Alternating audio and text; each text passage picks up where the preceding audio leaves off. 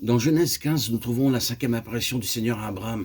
Cette fois-ci, l'Éternel lui est apparu afin de mettre sa foi à l'épreuve. Après ces événements, la parole de l'Éternel fut adressée à Abraham dans une vision et il dit « Abraham, ne crains point, je suis ton bouclier et ta récompense sera très grande. » Genèse 15, 1. Dans la panoplie complète de Dieu, il est question de bouclier et de la foi, Éphésiens 6, 16. Car seule une foi forte et vivante peut nous permettre de vaincre l'ennemi. Dans Marc 11, 22, notre Seigneur l'appelle la foi de Dieu. Dans Galates 2:20, il s'agit de la foi du Fils de Dieu. Seule l'habitation de Dieu lui-même en nous confère une foi forte. Sans réelle foi active, nous n'aurons aucune récompense. Le Seigneur emploie les souffrances et les épreuves pour nous donner une telle foi. 1 Pierre 1,7. Dieu avait clairement déclaré à Abraham qu'il lui donnerait un fils, mais il avait du mal à le croire. Genèse 15, 2, 3.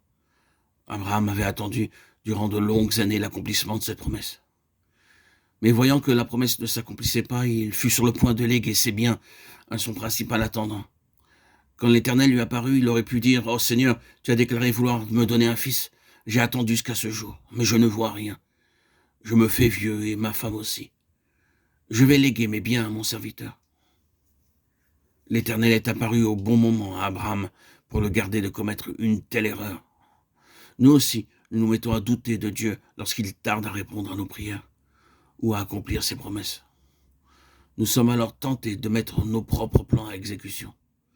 Il se peut que nous ayons parfois une foi forte, mais des doutes toujours à nouveau viennent nous troubler. Cependant, dans son amour et sa miséricorde, Dieu intervient pour nous garder de commettre des erreurs. Et l'Éternel appela Abraham à l'extérieur et il lui dit « Abraham, ne regarde pas à toi-même, à ta femme, à tes limitations ou à celles de ta femme. Ne considère pas les circonstances, mais regarde en haut. C'est alors que ta foi deviendra forte. À présent, tes yeux sont rivés au sol. C'est la raison pour laquelle tu ne cesses de douter de ma promesse. Regarde vers le ciel et compte les étoiles. Ta postérité leur ressemblera. Jusqu'à présent, personne ne connaît le nombre d'étoiles.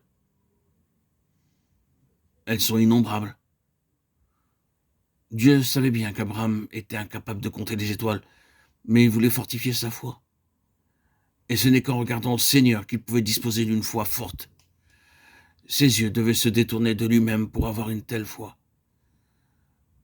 L'ennemi s'arrangera pour que nous regardions vers le bas, à nos limitations, nos chutes, nos fautes. Que de fois, nous nous mettons à douter de Dieu, à dire « Oh, Dieu peut-il faire cela ?» Et nous dépendons alors de notre intelligence propre, de notre sagesse, de notre connaissance ou de livres pour nos besoins. Nos yeux devraient toujours être dirigés vers le Seigneur. Nous devons nous emparer de ses promesses par la foi. Il accomplira ce qu'il a dit. Il n'est pas nécessaire de lui poser des questions.